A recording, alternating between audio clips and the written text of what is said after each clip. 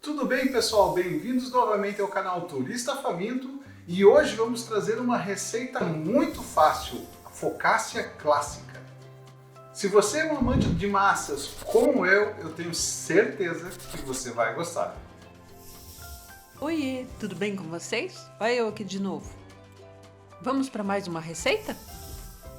140 ml de água morna, uma colher de sopa de fermento de pão, uma colher e meia de sopa de açúcar, meia colher de sopa de sal, 1/4 de xícara de óleo e 250 gramas de farinha de trigo. Sempre que comprar fermento, observe a data de validade, pois fermento muito velho não ativa. Vamos despejar o açúcar na água morna e misturar bem. A seguir, vamos colocar o fermento e também misturar para que ele ative e deixamos descansar, fora da geladeira. O preparo da massa, a sova, pode ser feita manualmente, mas nós recomendamos, se você tiver uma panificadora caseira, que a utilize para fazer isso, pois ela faz esse trabalho muito bem. A grande maioria ou a maioria dos equipamentos possui a função preparar massa. Consulte o manual da sua. No recipiente ou na panificadora, acrescente o óleo, o sal, o trigo e aquela nossa mistura ativada do fermento, açúcar e água. Se você vai fazer isso manualmente, vamos mostrar logo a seguir qual é o ponto que a massa tem que ficar. No caso do nosso equipamento, a função para bater massa é a função número 10. Também vale a pena dizer que o ponto da massa pode variar dependendo do trigo que é utilizado. Marca para marca, talvez você precise adicionar um pouquinho mais de água ou um pouquinho mais de trigo. O ponto da massa é esse onde ela para de grudar. No processo manual, depois de sovar muito bem a massa, cubra com um pano e deixe descansando para que a massa cresça no lugar mais quentinho da sua cozinha. O crescimento demora mais ou menos 1 hora e esse é o aspecto que ela vai ficar. Enquanto ela cresce, vamos aproveitar para separar os ingredientes que vamos utilizar na cobertura. Ingredientes de qualidade e frescos são essenciais em qualquer receita, mas não se iluda, nessa receita em especial nós temos um ingrediente que se destaca e precisa ser da melhor qualidade possível. Estamos falando do azeite de oliva, mas eu aposto que você pensou que era o tomate, não é?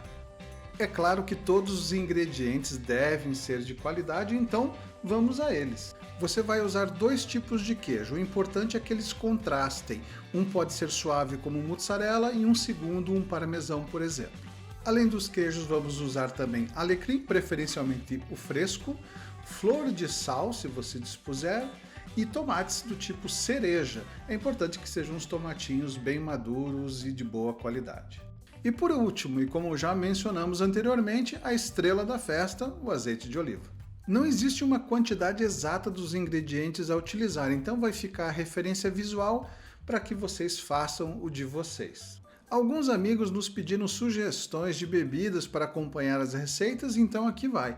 Nesse caso, sugerimos um vinho tinto de boa qualidade e eu optei por esse vinho alentejano que por acaso eu gosto muito.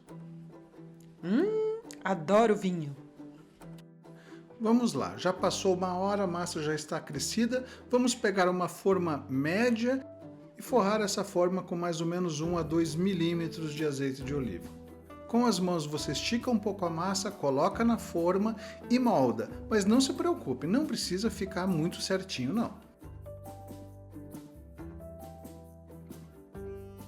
Com o forno desligado, vamos deixar ela crescer por mais 20 minutos. Passado o tempo, a massa já cresceu e agora podemos tratar da cobertura e colocar os ingredientes. Mas antes disso, vamos pré-aquecer o forno elétrico, 180 graus, com resistências superiores e inferiores ativadas, porém ventilação desligada. Forno a gás, 190 graus.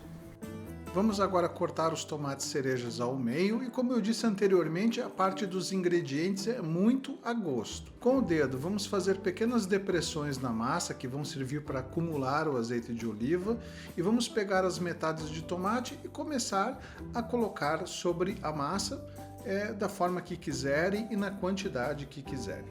Essa parte da receita, na verdade, é muito fácil e depois, quando vocês fizerem outras focaccias, vocês podem experimentar outros tipos de coberturas de recheios. Podem experimentar outros queijos, tipos de presuntos diferentes, parma, o ibérico. A imaginação de vocês é o limite.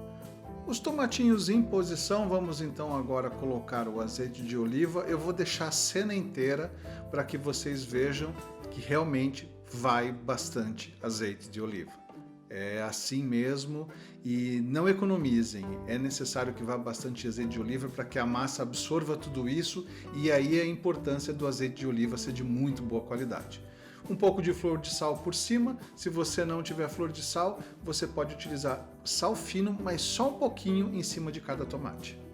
Na sequência vamos colocar o alecrim e os queijos. E está pronta para ir ao forno a nossa focaccia clássica. Olha só que coisa bonita. A essa altura o forno já deve estar aquecido e é colocar ao forno por aproximadamente 20 minutos. Mas atenção, fica de olho quando der os 20 minutos, porque eventualmente, dependendo do forno, você pode ter que deixar mais um pouquinho.